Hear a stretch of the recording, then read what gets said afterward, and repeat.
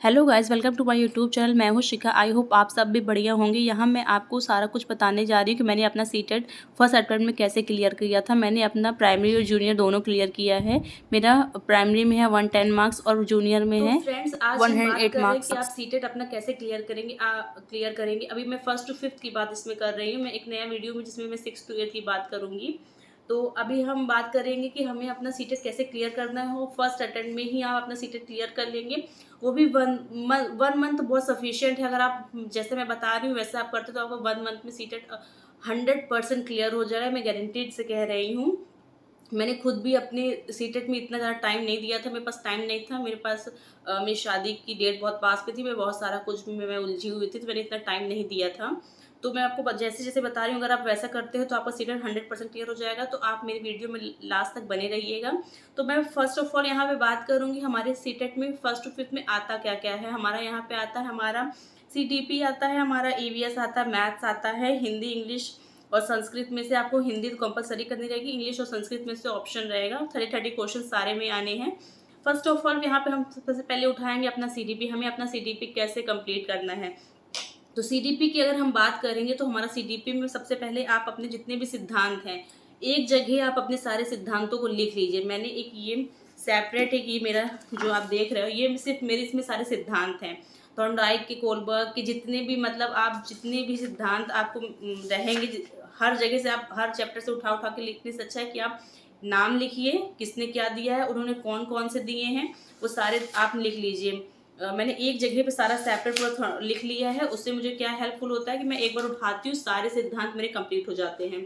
तो ये हमारे सिद्धांत की बात हो गई। नेक्स्ट उसमें हमारे CDP में और क्या पूछेगा, तो हमारे CDP में इसके अलावा हमें पूछेगा पेडागोजी से रिलेटेड क्वेश्चन। पेडागोजी आपको सॉल्व करने के लिए माइंड में एक चीज़ हमेशा फिक्स रखिए कि हमेशा जो भी पॉजिटिव चीज़ें क्वेश्चन कुछ भी पूछे उसमें जो ऑप्शन रहेगा जो सबसे पॉजिटिव वे में निकल रहा है वही आपको टिक करना है। जितने जो भी आपका सकारात्मक रहेगा वही आपका मतलब 100% ही क्लियर रहेगा। वो आप अपने माइंड में सेट करके चलिए। और पेडागोजी सब में पूछी जाती है। और अगर मैं इंग्लिश, हिंदी, संस्कृत की बात करती हूँ तो इंग्लिश में आपको 2 पैसेज पूछे जाएंगे। पैसेज की आप प्रैक्टिस करिए।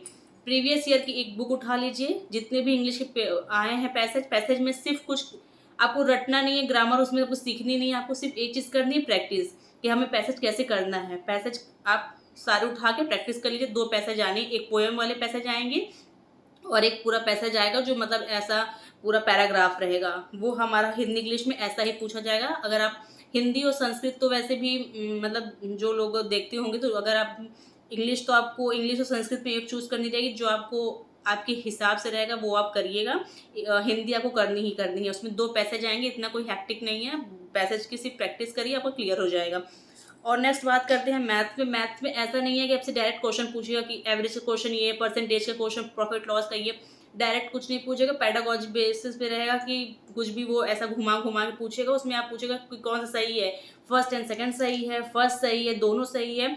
तो आपको उस हिसाब से उसमें आंसर का जवाब देना है। EVS की यहाँ पे बात मैं करूँ तो EVS आप NCERT की फर्स्ट टू फिफ्थ की बुक का सारा कुछ आप या फिर नोट कर लीजिए, कहीं से लिख करके उठा के बुक पढ़ लीजिए। फर्स्ट टू फिफ्थ की आती है मार्केट में।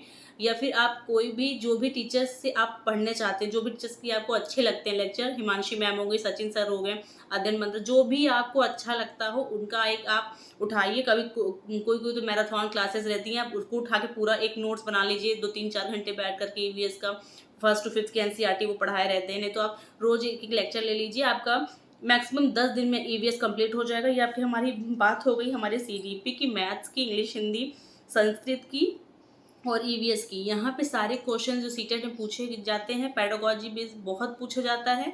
तो इंग्लिश, हिंदी और संस्कृत में तो आपको मान के चलना है 2-2 पैसेज रहेगा। पैसेज की प्रैक्टिस करिए। एक प्रीवियस ईयर पेपर उठा लीजिए, उससे पूरा लगा लीजिए। कम से कम आपको एग्जाम की प्रिपरेशन भी होती रहेगी, प्रीवियस ईयर भी ऑलरेडी लग जाएगा। और CDP में सिद्धांत पढ़ लीजिए। आपका सीटेट 100% क्लियर हो जाएगा।